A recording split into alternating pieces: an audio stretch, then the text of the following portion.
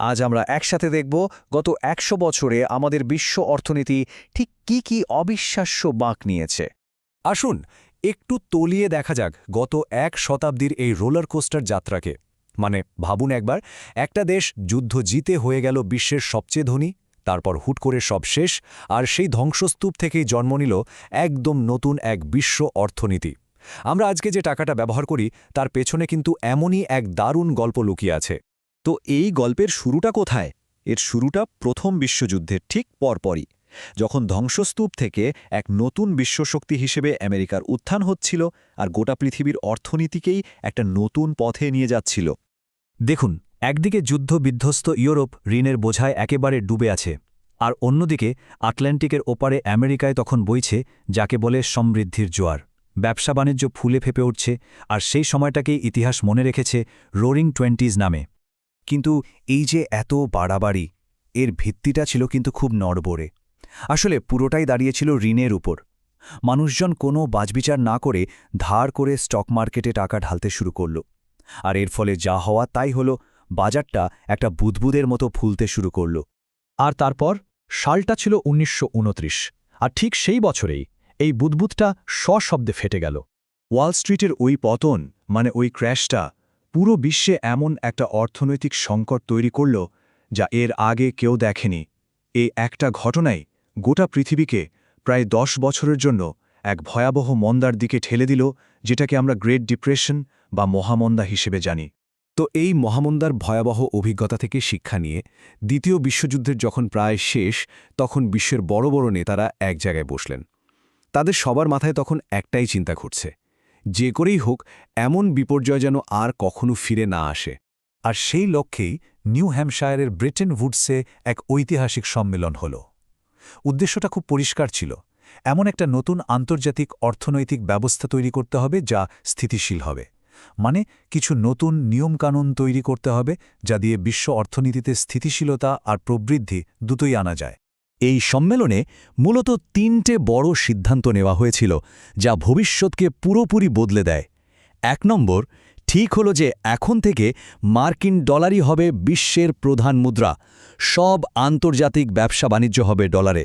২ নম্বর, তৈরি হল আন্তর্জাতিক মুদ্রা তহবিল বা IMF, যার কাজ হবে মুদ্রার স্থিতিশীলতা রক্ষা করা। আর ৩ নম্বর, প্রতিষ্ঠা করা হল বিশ্বব্যাংক, যারা যুদ্ধবিধ্বস্ত দেশগুলোর পুনর্গঠন আর উন্নয়নে সাহায্য করবে। আর এই পুরো সিস্টেমটাকে এক সুতোই বেঁধে রেখেছিল খুবই সহজ কিন্তু অসম্ভব শক্তিশালী একটা নিয়ম। নিয়মটা কি? আমেরিকা কথা দিয়েছিল যে কেউ তাদের $৩৫ দিলেই তারা বিনিময়ে ১ আউন্স খাঁটি সোনা দেবে, আর এটাই ছিল বিখ্যাত গোল্ড স্ট্যান্ডার্ড। ডলারের এই যে স্থিতিশীলতা, এর দাম যে সোনার সাথে বাঁধা, এই নিশ্চয়তার কারণে কোকাকোলা বা IBM-এর মতো কোম্পানিগুলো দারুণ একটা সুযোগ পেয়ে গেল। তারা নিশ্চিন্তে সারা বিশ্বে নিজেদের ব্যবসা ছড়াতে শুরু করল, আর এভাবেই জন্ম হল আজকের মাল্টিন্যাশনাল কর্পোরেশনগুলোর। কিন্তু ইতিহাসে কোনো কিছুই তো চিরস্থায়ী নয়, তাই না? স্থিতিশীলতার এই সোনালী সময়টাও বেশি দিন টিকল না। খুব তাড়াতাড়ি এই মজবুত দেখতে ব্যবস্থাটার ভেতরে ফাটল ধরতে শুরু করল। ব্যাপারটা হলো কি, একদিকে ভিয়েতনাম যুদ্ধ, অন্যদিকে ঠান্ডা যুদ্ধ, এসবের পেছনে আমেরিকার বিপুল পরিমাণ টাকা খরচ হচ্ছিল, আর এই খরচ মেটাতে তাদের প্রচুর ডলার ছাপাতে হচ্ছিল। যত বেশি ডলার ছাপা হতে লাগল, ততই অন্য দেশগুলোর মনে সন্দেহ জাগতে শুরু করল যে আমেরিকার কাছে আদৌ এত ডলারের বিনিময় দেওয়ার মতো সোনা আছে তো। ব্যাস, তারা তাদের জমানো ডলার দিয়ে সোনা চাইতে শুরু করল, আর তার ফল যা হওয়ার তাই হল। আমেরিকার সোনার ভাণ্ডার খুব দ্রুত খালি হতে শুরু করল, আর তৈরি হল এক বিরাট সংকট। আর এই সংকট সামাল দিতেই ১৯৭১ সালে আমেরিকা এমন একটা সিদ্ধান্ত নিল যা গোটা বিশ্বের অর্থনীতির ইতিহাসকে চিরদিনের জন্য বদলে দিল। কি ছিল সেই ঘোষণা? খুব সহজ কথায় আমেরিকার সরকার জানিয়ে দিল যে তারা আর ডলারের বিনিময়ে সোনা দেবে না। ব্যাস, মার্কিন ডলার আর সোনার মধ্যে যে একটা বাধা সম্পর্ক ছিল সেটা এক ঝটকায় শেষ হয়ে গেল। ডলারের দাম এখন থেকে আর সোনায় বাধা রইল না, বরং বাজারের চাহিদা আর যোগানের উপর ভিত্তি করে ভাসতে শুরু করল। এখন প্রশ্ন হল, সোনার সাথে সম্পর্ক শেষ হওয়ার পরেও ডলার কিভাবে তার ক্ষমতা ধরে রাখল? এখানেই আসে এক নতুন সিস্টেমের গল্প, যার নাম পেট্রোডলার সিস্টেম। এটা কি? আসলে আমেরিকা তখন সৌদি আরব সহ বিশ্বের বড় বড় তেল উৎপাদনকারী দেশগুলোর সাথে একটা চুক্তি করে।